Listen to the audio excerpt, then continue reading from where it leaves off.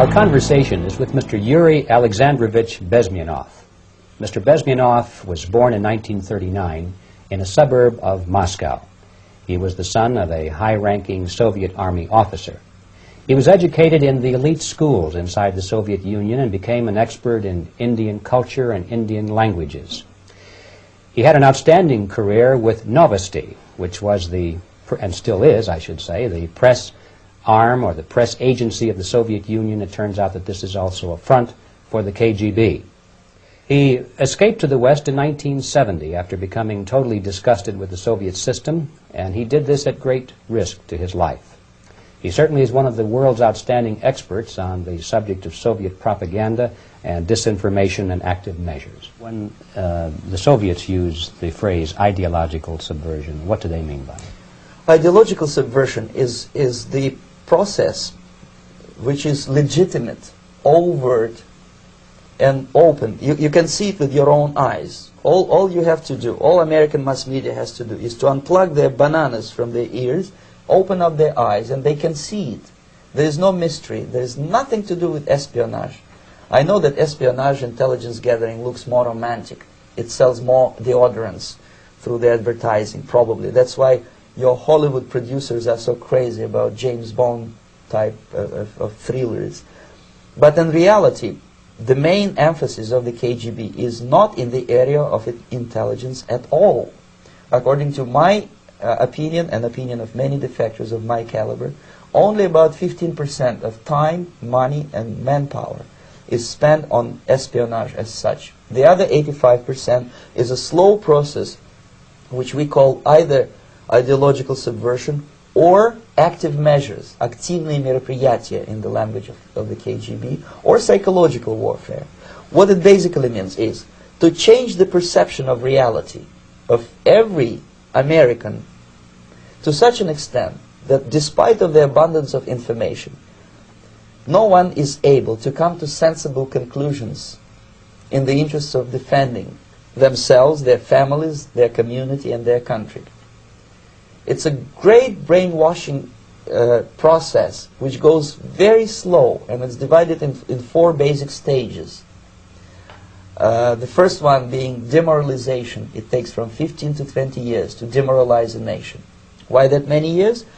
Because this is the minimum number of years which requires to educate one generation of students in the country of your enemy, exposed to the ideology of the enemy. In other words, Marxism-Leninism ideology is being pumped into the soft heads of at least 3 generations of American students without being challenged or counterbalanced by the basic values of Americanism, American patriotism. The demoralization process in the United States is basically completed already.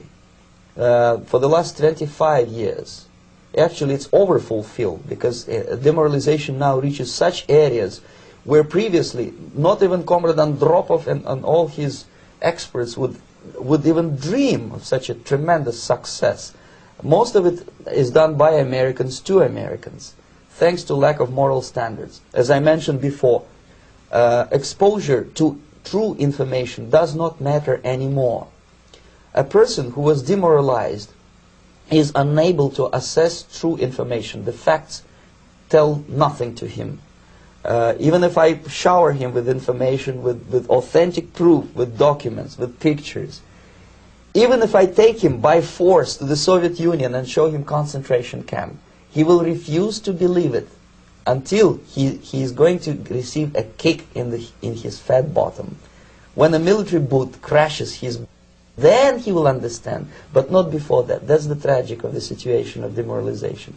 So the next stage is destabilization.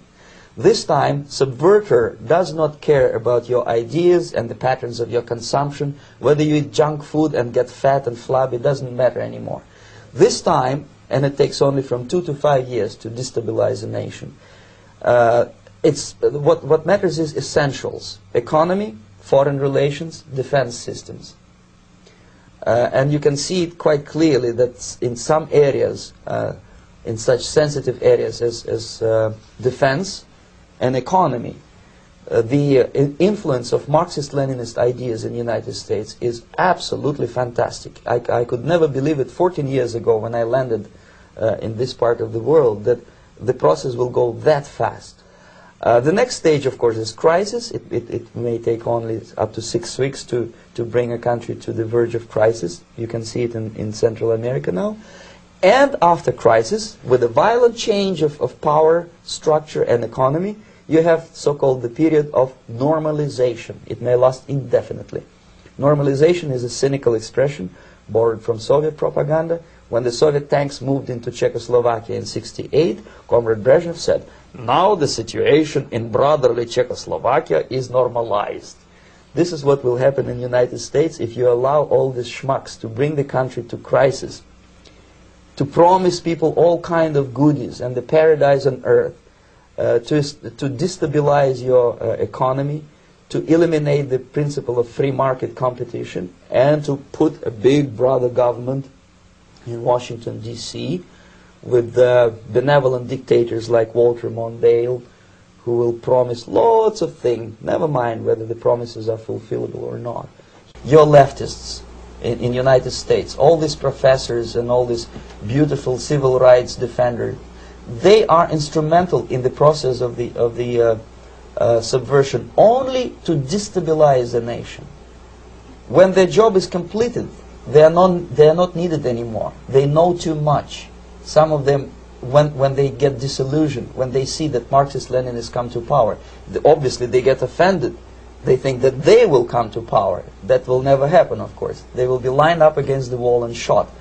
But they may turn into the most bitter enemies of Marxist-Leninists when they come to power. And that's what happened in Nicaragua. You remember most of these former Marxist-Leninists were either put to prison or one of them split, and now he's working against Sandinistas.